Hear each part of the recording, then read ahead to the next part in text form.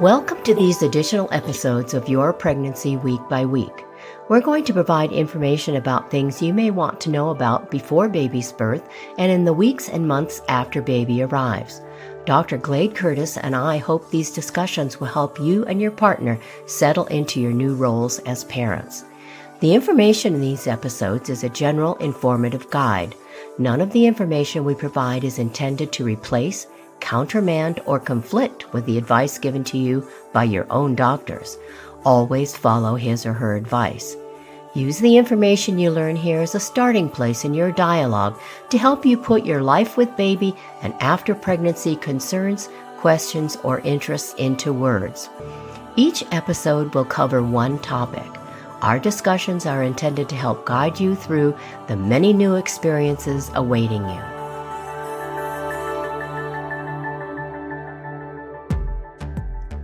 So let's get started on this discussion. We're going to talk about whether it's worth it to return to work. Whether a parent should return to work after baby's birth is a personal decision a couple must make. There are a lot of things to consider when making this decision. Let's look at some of them. One of the most important considerations is your family's financial needs. Is it worth it financially not to return to work after baby's birth? Can you afford to stay home? Can you live on one salary? Is your income essential or just a bonus? You need to assess your family's overall financial needs. Do you have career aspirations? Returning to work can help you maintain your skills and keep you on your career path. What might happen to your career if you take a break? Determine if your work gives you a sense of fulfillment or purpose. Also, leaving the workforce can lead to lost wage growth over time, as well as lower Social Security payments and less money in retirement accounts. Evaluate how you can balance work and family responsibilities. Returning to work can be stressful and cause anxiety, but staying at home can be stressful too. Will you have support from your partner, family, and friends, no matter what you decide? Know your rights at your current employer and under state law. Look at your company's handbook. Call your state employment office.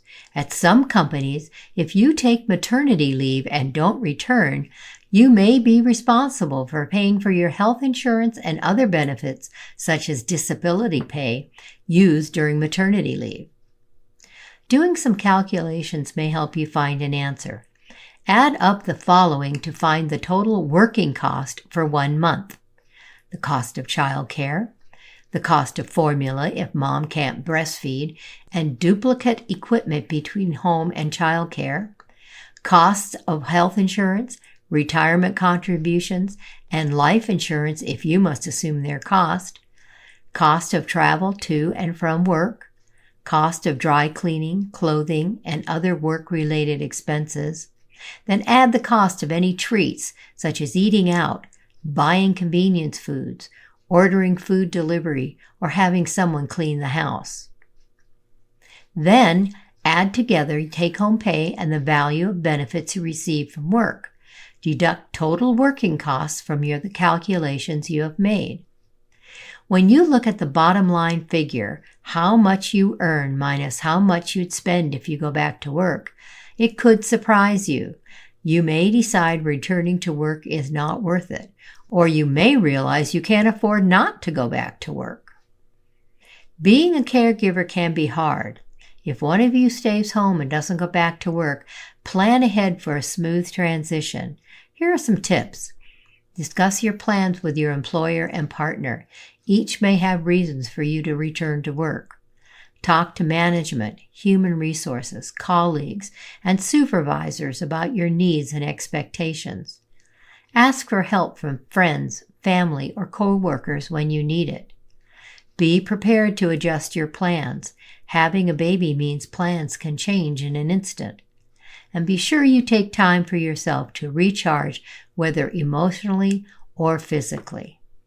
If you would like further information, check out our book, Your Pregnancy Week by Week. You may also want to check out our book for partners, Your Pregnancy for the Father-to-Be. If you want to find out more about our podcast, visit our website, yourpregnancyweekbyweek.com. Looking for something specific? Check out the podcast topics list. It lists topics covered in each weekly pregnancy episode and our Let's Explore More segments. Follow us on social media for updates, new podcast episodes, and important information. Visit Your Pregnancy Week by Week, all one word, on Facebook and Instagram.